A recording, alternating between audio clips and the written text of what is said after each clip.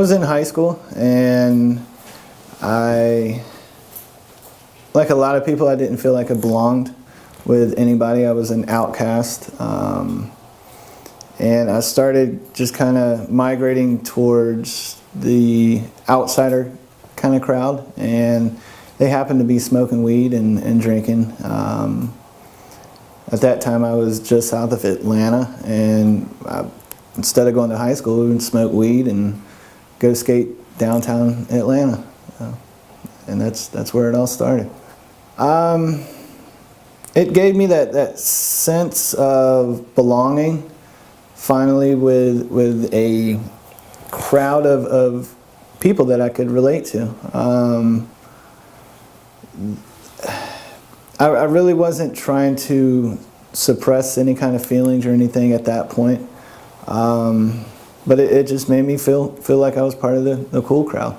I think that the first time I realized that, it was a few years later.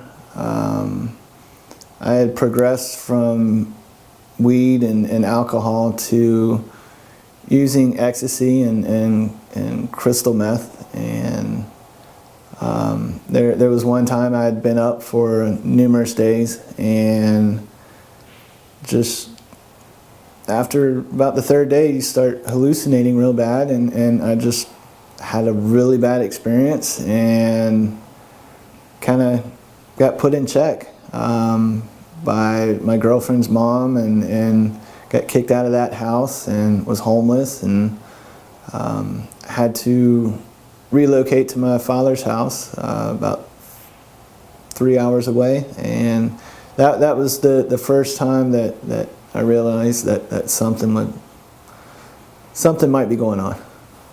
My first rehab was when I was 16 or 17. I think my parents found out, or my mom found out, that I was smoking weed, and they freaked out and said, "Go to rehab." And that was 24 years ago. I mean, I was in a year-long or a 6-month-long rehab, and it was court ordered, so I was forced to be there. And I learned a lot of stuff in there, but my heart wasn't in it. I kind of didn't really fake it while I was in there, but I was trying to soak up all the knowledge that I was able to receive. But as soon as I got out, I knew I was going to get high, and within 2 hours I was high. 2 months prior to coming here, I overdosed on heroin and died. I obviously brought me back. Went to a rehab, made it 3 weeks, talked my way out of it, went home, relapsed again. Started hiding a lot of stuff from my wife while we were in marriage counseling. It all came to a head one night. I had been doing ice, heroin, cocaine, all this stuff for numerous days, and it came to a head. Everything came out to my wife about what was going on. It got nasty. I packed a lot of stuff up in my car. Didn't know where I was going to go. Completely hopeless. Was driving around Pensacola trying to figure out what I was going to do. And while I was doing this, my mood and feelings and everything just kept getting lower and lower and lower, to the point where I was just in total despair. I parked in an area and was trying to figure out what to do. And I had two choices at that point. One was to completely end everything.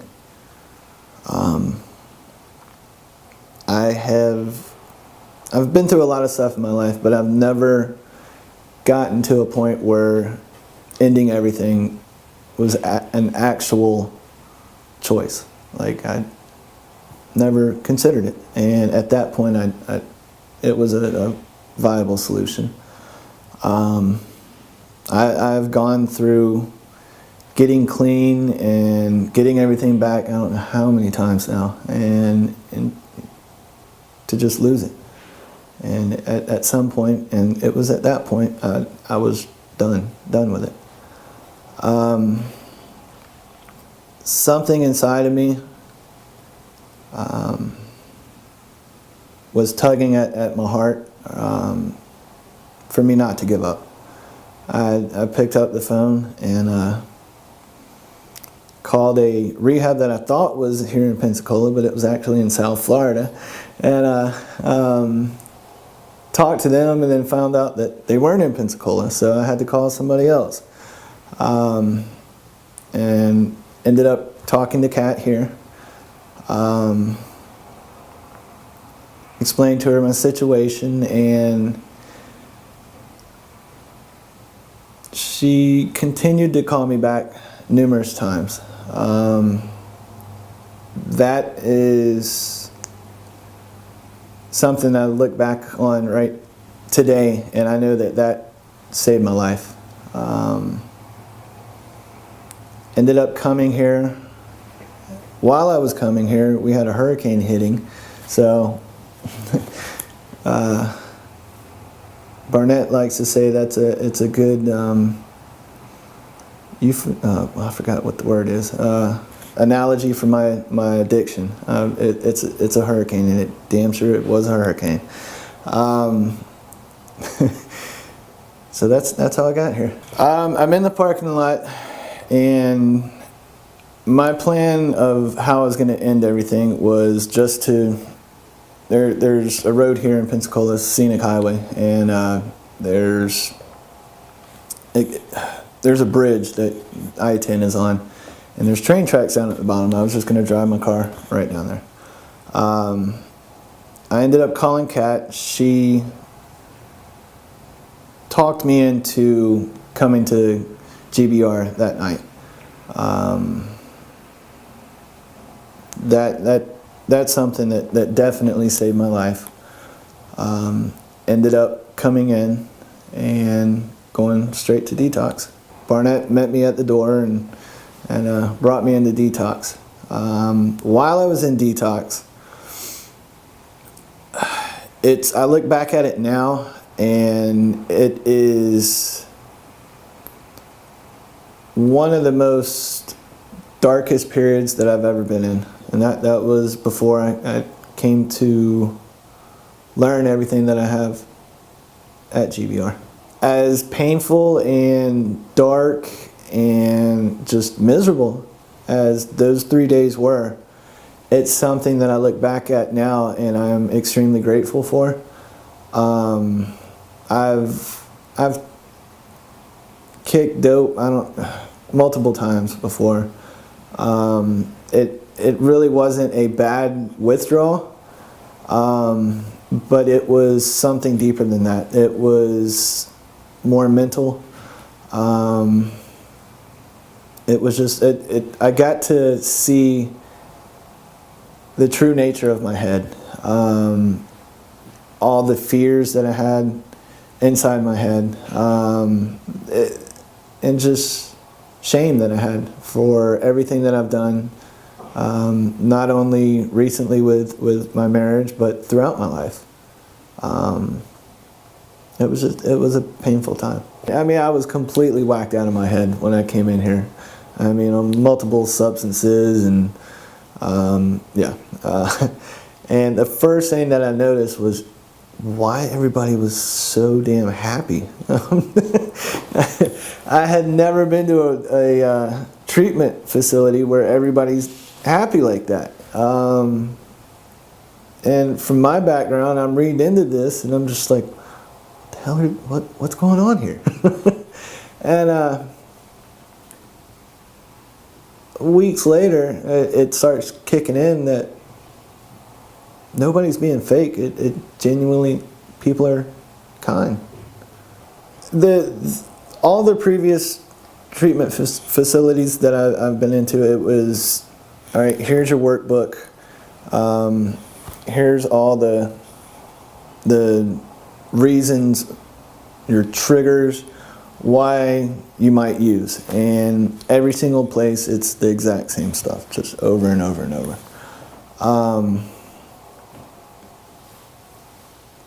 When I got out of detox,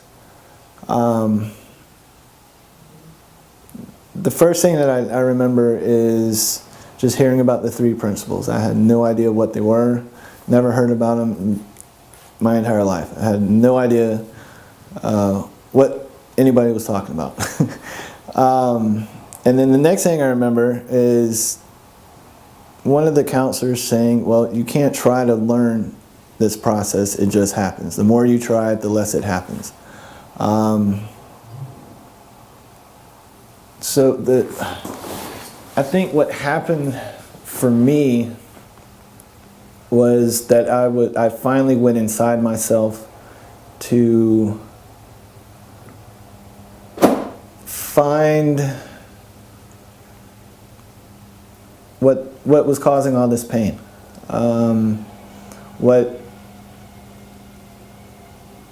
What I needed to find inside myself that I was trying to find everywhere else. And every place else that I've been, they might have been trying to get me to that place, but I was never able to get there. I've gone through life feeling like all the experiences and traumas that I've gone through made me a damaged soul, that I was broken. I went as far as embracing that brokenness. In some sick way, I was probably proud of it. I never really thought that I wasn't. I came here and just came to the realization after speaking with my counselor a few times that I'm not broken. I'm not screwed up. I've gone through a lot of stuff throughout my life, had some bad experiences. But in no way does that make me broken. It just means that I've gone through some bad experiences. Those negative experiences in life tend to stick in my head more than a lot of other stuff. And that kind of shapes how I see everything and look at life. So I wasn't broken. I just didn't know how to process everything. I'll start by saying that I'm the type of person that never has those aha moments. So I've kind of been jealous my entire life of people who used drugs all their life and then they just out of somewhere a light switch flicks and bam, they're not using anymore. And I've never been like that. The moment that kind of hit me that something was changing was one morning. I was down on the dock. I get up every morning, watch the sunrise with a few other guests here. And that morning I got up before everybody else and nobody else was out there. I'm sitting at the end of the dock and watching the sun come up.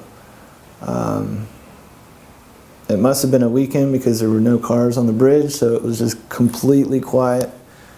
And I closed my eyes and did what I probably heard in class either earlier that week or previous couple days of being present in the now.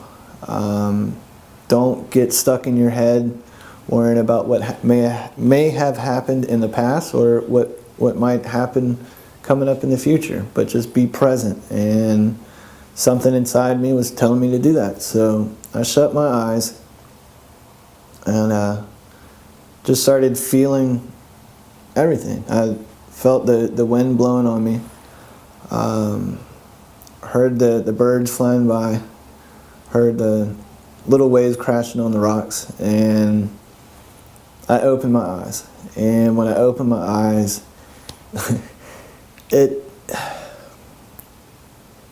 there was, excuse me.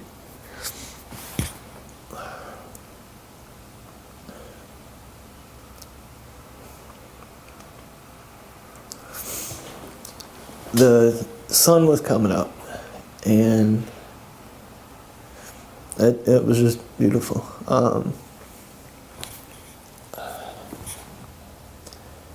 At that,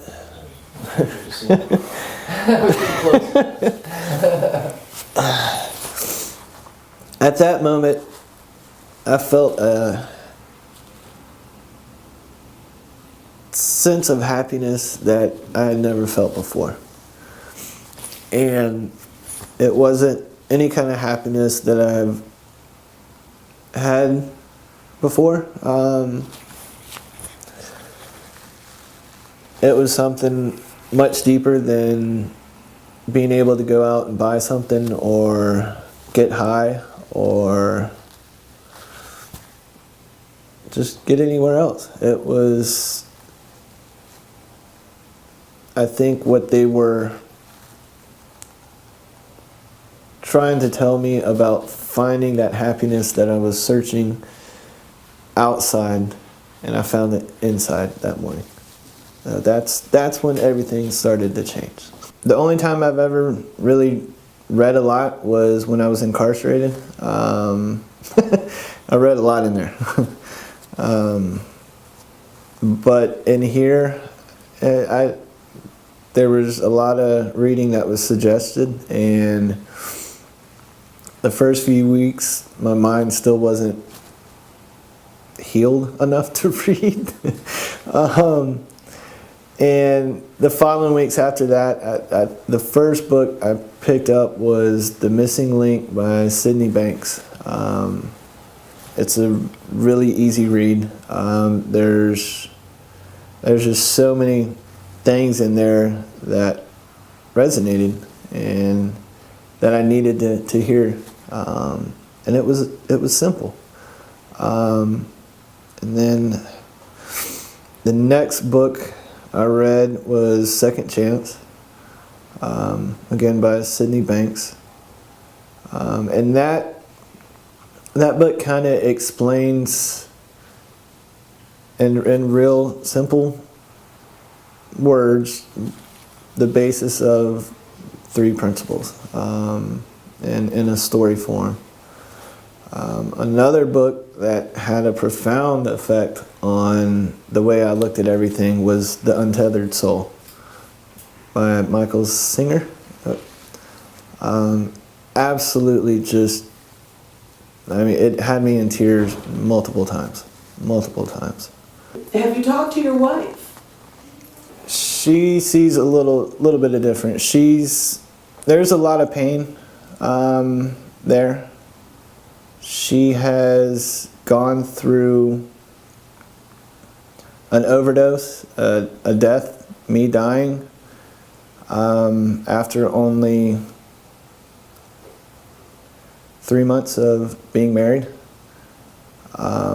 There's a lot of distrust and brokenness within the marriage.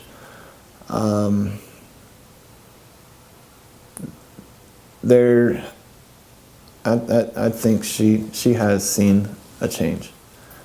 A lot of areas where I might have blown up in the past or just been short-tempered or just wanting to fight, not really doing anymore.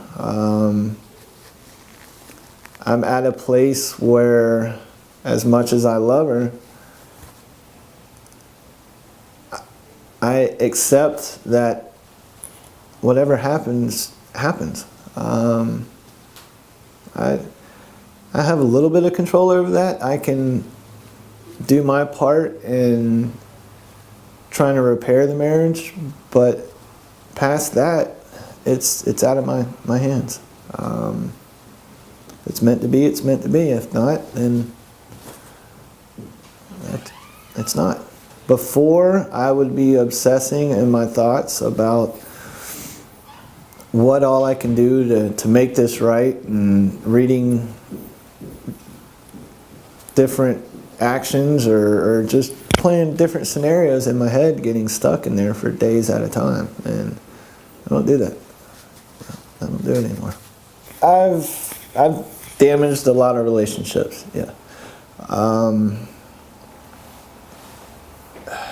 My father and stepmother and mother have all noticed a pretty big change. I haven't seen them in person, but I've spoken with them over and over and over on the phone while I was in here, and they can definitely sense a change.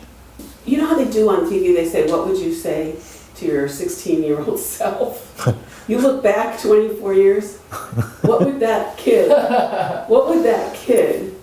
If you could have told him about the left turn and the right, what did that kid not know that you know? I would tell him, love yourself. Just love yourself. No. I didn't have that awareness in other rehabs that I came to obtain here. That was the biggest change. That awareness that I've heard people talk about over the years, but I never really got it until I dove inside myself. And it's that going inside that I think saved me.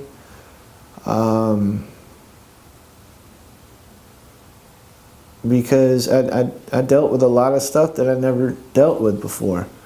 The awareness, once I started seeing how messed up my thoughts were, how I could get fixated on one certain thing, and if it was a negative thing, then I would get on that hamster wheel in my head. And the awareness part of that comes in when I realize that, all right, I'm the true self, who I really am, is much deeper than everything that's going on inside my head. And the one who's feeling sad or feeling like he wants to get high, that, all right, I might feel like I want to get high right then, but I don't have to. I don't have to get stuck on that thought of wanting to get high. I don't have to. Yeah. Instead of getting fixated on that, I just do my best to let it go. That's something that I heard in here constantly when I first got in here of, all right, you got this thought, just let it go. And at the very beginning, it was like, how in the hell do you do that? You just let it go. All right. But it's getting easier and easier. I might not be at that point where I just let it go immediately, but it eventually goes away. Another thing that I kept hearing was, you can't try, the more you try, the less this works. And when I first heard that, what are you talking about? Everything in life is, you try and it works better. Well, the enlightenment, I guess you could say, that I had on the pier that morning, I tried to have another one every time I go out there and fish, and nothing. Because it was such a spiritual moment, I loved it, and I wanted more of it.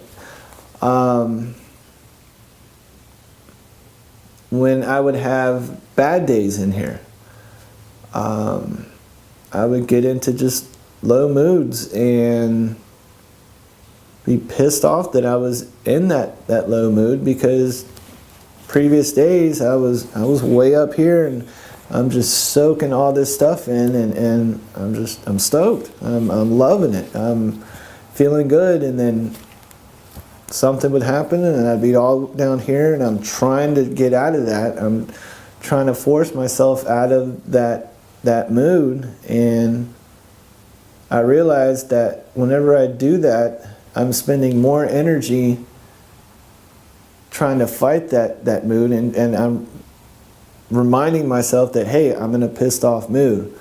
My counselor we talked about it, and that's when I realized that, okay, it's okay to be in a low spot. Just do your best to embrace it and realize that it's going to go away. And just realize, I realized that when I am in those low moods, that I'm not going to get a whole lot of learning from the world in. And I just embrace it and it'll go away. The first thing I would say would be that nothing is ever worth ending it. That to never give up, no matter how bad it gets.